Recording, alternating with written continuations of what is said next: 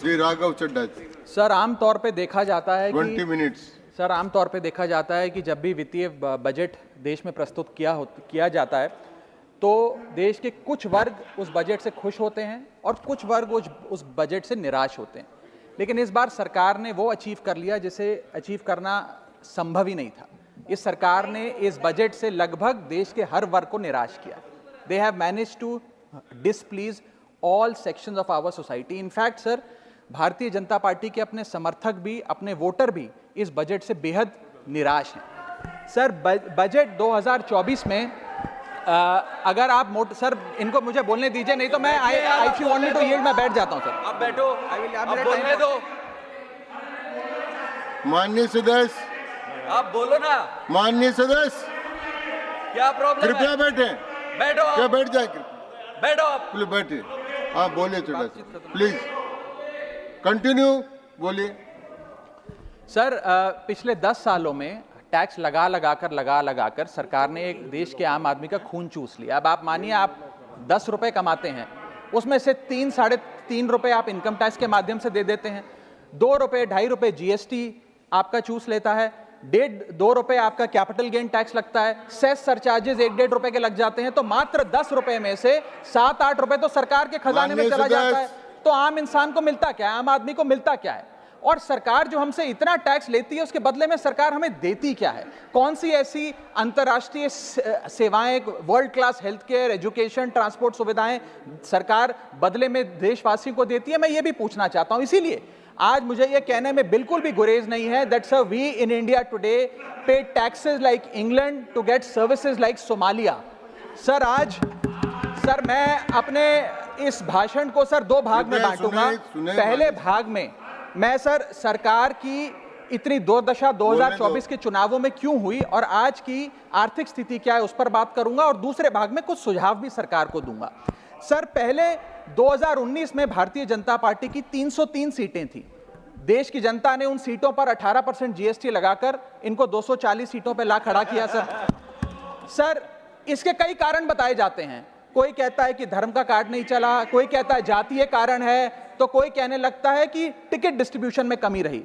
Sir ये सब ऊपरी कारण है। मैं 3 कारण बताता हूं जिस वजह से भारतीय जनता पार्टी की ये दुर्दशा हुई। पहला कारण है इकोनॉमी, दूसरा कारण है इकोनॉमी, और तीसरा कारण भी है इकोनॉमी। सुनिए प्लीज, ये सर मैं बैठ जाता हूं। ये राष्ट्रपति के अभिभाषण पर चर्चा नहीं है, ये आम बजट पर चर्चा है। माननीय राघव चड्ढा जी आपस में बात नहीं करें। माननीय राघव चड्ढा जी, ये राष्ट्रपति के अभिभाषण पर चर्चा नहीं है, ये आम बजट पर चर्चा। बोलिए आप सर। बजट पे आप बोलो। आप बजट पर बोलिए, आम बजट। सर अगर आपने मेरी पूरी बात सुनी होती तो शायद इतनी आपत्ति इन लोगों को ना होती। सर मैं यही कहना चाह रहा हूं कि कई कारण बताए जाते हैं चुनावी हार के, लेकिन मेरे मुताबिक 3 महत्वपूर्ण कारण है। पहला कारण इकोनॉमी, दूसरा कारण इकोनॉमी, और तीसरा कारण भी इकोनॉमी। मैं इकोनॉमी की बात कर रहा हूं, चुनावों की बात नहीं कर रहा। सर पहला कारण, सर मैं बैठ जाता हूं सर, इनको चिल्लाने दीजिए, मैं बैठ जाता हूं सर। माननीय सदस्य बैठिए। जब आपका समय आए तो आप बता देना दिल्ली में कैसे आ रहे, अभी उनको बोलने दीजिए। बोलिए बंद। अभी उन्होंने बना दिया है। बोलिए। सर पहला कारण हार का है रूरल इनकम एंड इन्फ्लेशन।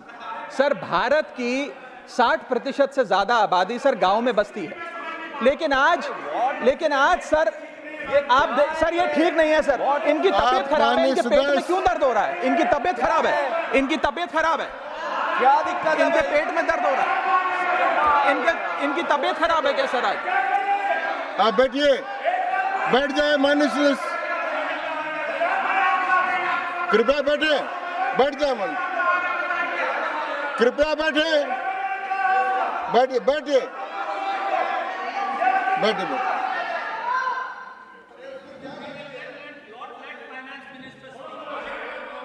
आप माननीय सदस्य डिस्टर्ब मत करें, इनको बोलने दें। आपको बोलने का अवसर मिलेगा, अभी इनको बोलने दें। हाँ सर मैंने 2.5 मिनट बोला, उसमें 5 बार इन्होंने इंटरप्ट किया है। मैं अपना समय सूद समेत इनसे वसूलूंगा सर। मैं आगे चलता हूं। सर इस देश में ये सर, पहला मेरा कारण था ब्याज की आदत ठीक नहीं है sir. Rural income and inflation sir, आज rising rural inflation, rural unemployment, low crop yield, income inequality, farmer debt, high input cost, low income, no MSP और क्रॉप लॉसेस के चलते ये आलम है सर कि रूरल इनकम ग्रोथ वित्तीय वर्ष 23-24 में डेकेडल लो पे है, डेकेडल लो पे। और सर इसी के साथ साथ किसानों की आय दुगना करने का वादा था, स्वामीनाथन कमीशन के अनुसार एमएसपी देने का वादा था, वो वादे जब पूरे नहीं हुए तो आलम यह है सर कि पिछले 25 महीने लगातार रियल रूरल वेजेस डिक्लाइन पर हैं लगातार। और इसके साथ साथ यूपीए के दौरान, कांग्रेस पार्टी की सरकार के दौरान फार्म वेजेस में 8.5% का इजाफा देखा गया था, एनडीए 1 के दौरान 3% और एनडीए 2 के दौरान -0.6% का इजाफा देखा गया, यानी कि रूरल वेजेस गिरती जा रही हैं। सर मैं ऐसे साधारण भाषा में समझाता हूं सर 2014 में एक दिहाड़ी मजदूर एक दिन की अपनी दिहाड़ी से 3 केजी अरहर की दाल खरीद सकता था सर आज वही दिहाड़ी मजदूर वर्ष 2024 में एक दिन की दिहाड़ी से 1.5 केजी अरहर दाल खरीद पा रहा है, यानी कि महंगाई भी बढ़ रही है और उसकी आमदनी भी घट रही है। इसका नतीजा क्या हुआ सर? इसका नतीजा यह हुआ कि इनका वोट शेयर घटा, रूरल एरियाज में 5% भाजपा का वोट शेयर घटा, इनके खुद के यूनियन एग्रीकल्चरल मिनिस्टर चुनाव हार गए और 398 रूरल सीट्स में से 2019 में इनको 236 मिली थी, आज 398 सीट्स में से इस बार मात्र 165 सीटें मिली हैं, यानी कि रूरल इंडिया में इनको नकार दिया गया है सर दूसरा मेरा जो आज देश में आर्थिक स्थिति है जिसके कारण इनकी भी ये चुनावों में दशा हुई, उसका है फूड इन्फ्लेशन। सर थाली का बजट बिगड़ गया सर, आटा हो, दूध हो, चावल हो, दही हो, हर वस्तु पे महंगाई का आलम है, जीएसटी का आलम है और लगातार इस देश में फूड इन्फ्लेशन बढ़ता जा रहा है। 9 से 9.5% के लगभग आसपास फूड इन्फ्लेशन मंडरा रही है सर इस देश में। और मैं पूछना चाहता हूं सरकार से कि वो कमोडिटीज जिसमें हम सेल्फ सफिशिएंट थे, वो कमोडिटीज जिसमें हम एक्सपोर्ट किया करते थे, उसमें कैसे महंगाई घुस गई? और अगर वो कमोडिटीज भी महंगी हो गई हैं तो उसका फायदा किसान को क्यों नहीं मिलता? वो सारा पैसा जा कहां रहा है? ये एक बड़ा महत्वपूर्ण सवाल है सर। आटा 2014 में 21 रुपए प्रति केजी बिका करता था, आज 42 रुपए प्रति केजी हो गया है। दूध 30 रुपए प्रति लीटर के आसपास बिका करता था वर्ष 2014 में, आज 2024 में 70 रुपए प्रति लीटर बिकता है सर। देसी घी 2014 में 300 रुपए प्रति केजी पे बिका करता था, आज 2024 में 675 रुपए प्रति केजी बिकता है। अरहर की दाल 80 रुपए प्रति केजी बिका करती थी 2014 में, आज 230 रुपए प्रति केजी बिक रही है और न जाने कितनी वस्तुओं के दाम आसमान छू रहे हैं सर। और अगर यही रफ्तार रही महंगाई की तो जितनी रफ्तार से 303 से 240 पर आए हैं उससे तेज रफ्तार से 240 से 120 पर आएंगे सर ये लोग।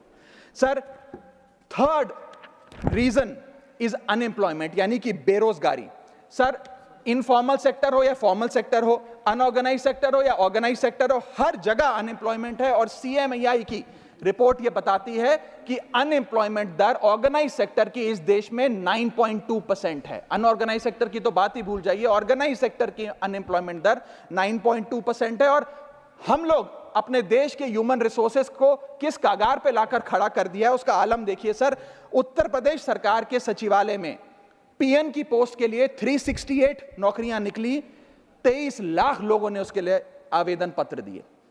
इंडियन रेलवेज के ग्रुप डी एम्प्लॉइज में 63,000 पोस्ट निकली, उसके लिए 2.5 करोड़ लोगों ने आवेदन पत्र दिए। 2.5 करोड़ ऑस्ट्रेलिया की आबादी से भी ज्यादा है sir 9,900 constable post Bihar police निकालती है, उसके लिए 11 लाख आवेदन पत्र आते हैं। और सर सारी चीजें छोड़िए, महाराष्ट्र सचिवालय के कैंटीन में 12 वेटरों को भर्ती करने के लिए जब आवेदन पत्र मांगे गए तो 7,000 लोगों ने आवेदन पत्र दिए, जिसमें कई पोस्ट ग्रेजुएट्स और ग्रेजुएट्स भी शामिल थे।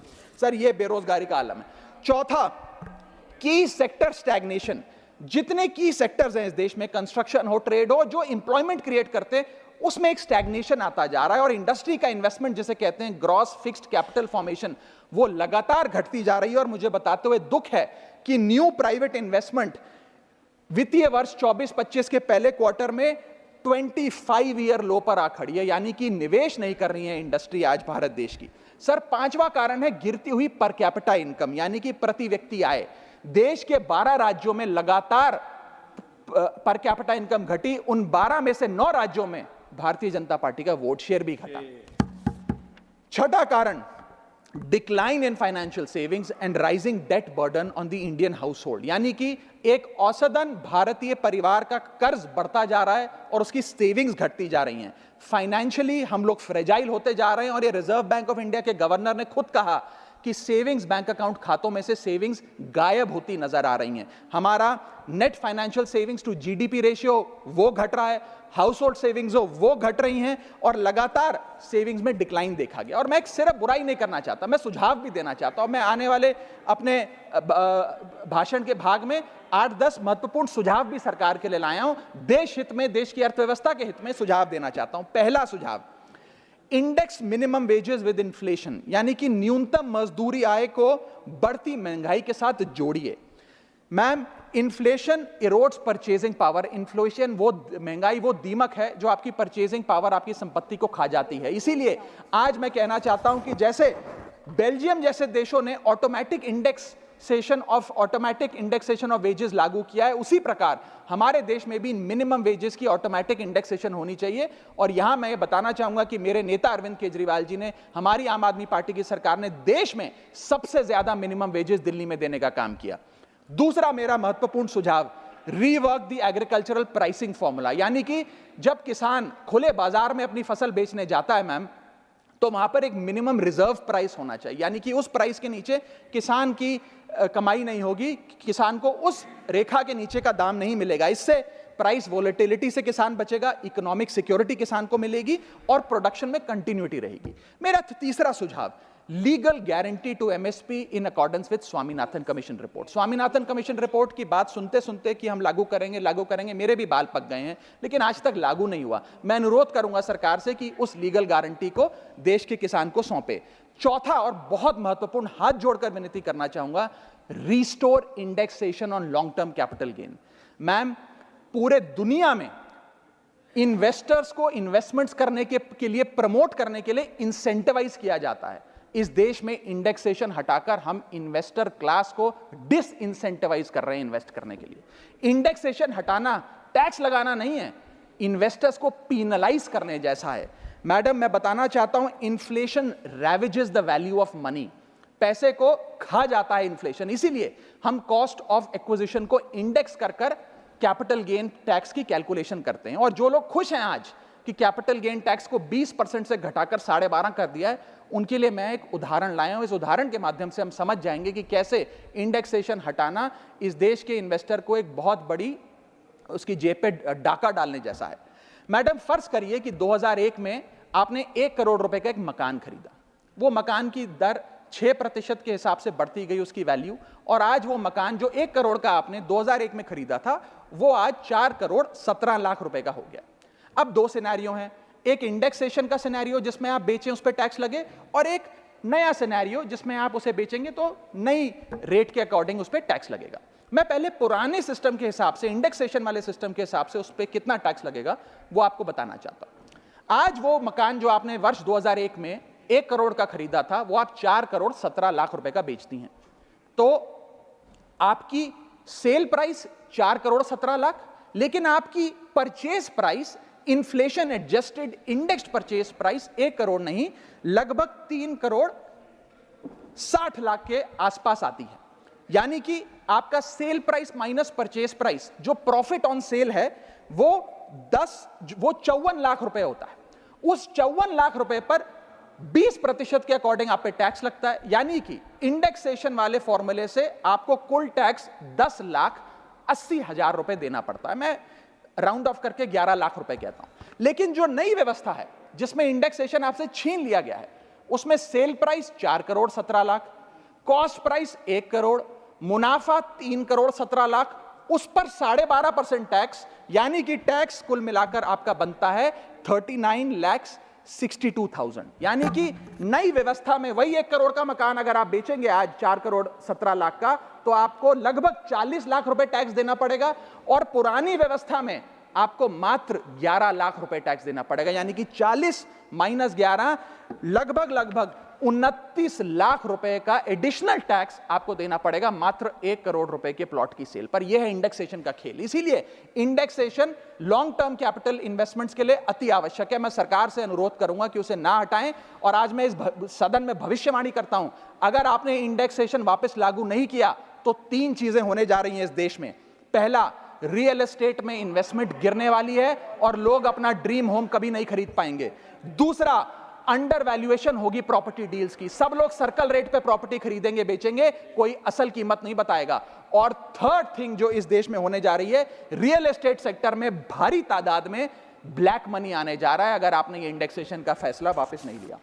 मेरा 5वां सुझाव सरकार को, फाइनेंशियल सेविंग्स को इंसेंटिवाइज करिए। डेट में, इक्विटी में, म्यूचुअल फंड्स में, बैंक डिपॉजिट्स में फाइनेंशियल इन्वेस्टमेंट्स, और खास करके जो 24 से 36 महीने से अधिक लोग अपनी इन्वेस्टमेंट रखते हैं उन्हें इंसेंटिवाइज करिए, टैक्स मत करिए, पेनलाइज मत करिए। और मैं कहूंगा आने वाले समय में आपको लॉन्ग टर्म कैपिटल गेन पे टैक्स अबॉलिश करने के लिए भी सोचना चाहिए, ना कि उसे सिर्फ कम करना चाहिए। छठा मेरा सुझाव, review, revise and simplify GST. GST जिसे गहरा संकट टैक्स या गब्बर सिंह टैक्स के नाम से आज देशवासी जानते हैं, रोटी हो, कपड़ा हो, मकान हो, हर चीज पे जीएसटी लगा कर हमने इस देश के इन्फ्लेशन पर भी जीएसटी लगा दिया, सारी चीजें महंगी हो गई। मेरा सुझाव है सरकार से कि इस जीएसटी के पूरे फ्रेमवर्क को कॉम्प्रिहेंसिवली स्टडी कर रिवाइज करिए। एक्सपोर्ट ओरिएंटेड सेक्टर्स में जीएसटी कम करिए ताकि हम ग्लोबली कंपेटिटिव बन सकें।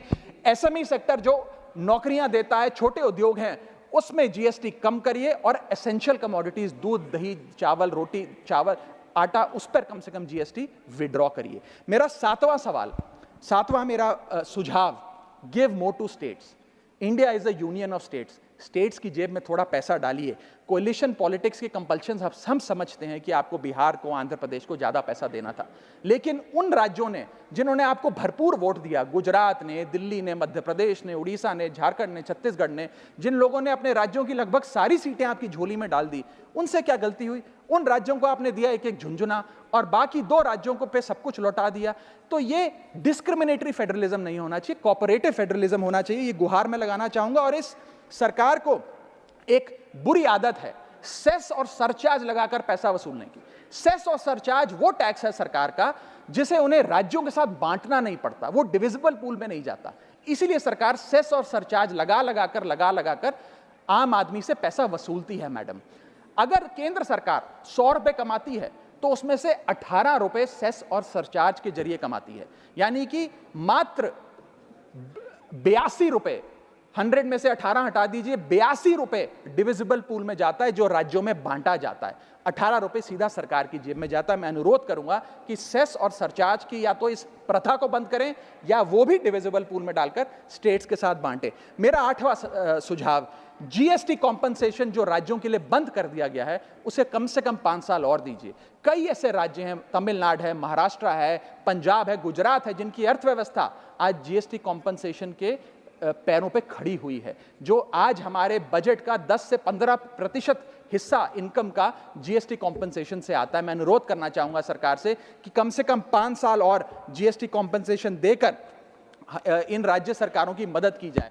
और अंत में बस मैं यही अपनी बात बोलकर खत्म करूंगा मैडम, कि इस बजट ने टैक्स बढ़ा बढ़ाकर इस देश के आम आदमी के खून चूसने का काम किया। मैं अनुरोध करूंगा कि डायरेक्ट टैक्स हो या इनडायरेक्ट टैक्स हो, इस पूरी व्यवस्था पे एक बार फिर से गौर फरमाया जाए। जो मैंने शुरुआत में कहा था उसे दोहराऊंगा, हम 10 रुपए अगर कमाते हैं तो उस पर 3-3.5 रुपए इनकम टैक्स लगता है, उस पर 2 से 2.5 रुपए जीएसटी खा जाता है, 1.5 रुपए का कैपिटल गेन टैक्स लगता है, आधे पैसे का सरचार्ज और सेस लगता है, यानी कि 10 रुपए में से 6 से 7 रुपए सरकार की जेब में चले जाते हैं। यानी कि अगर आप साल में 10 रुपए कमा रहे हैं तो 7 से 8 महीने की जो आपकी कमाई है वो सरकार ले जाती है, मात्र 3-4 महीने की कमाई आपकी जेब में आती है, और उस पर भी अन्य प्रकार के टैक्स लगते हैं।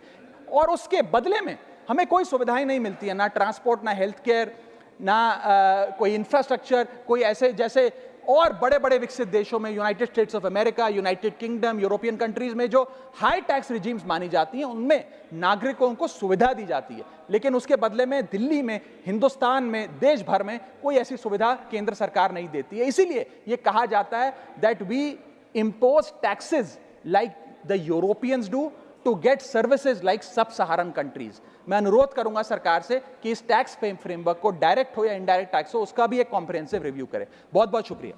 धन्यवाद। माननीय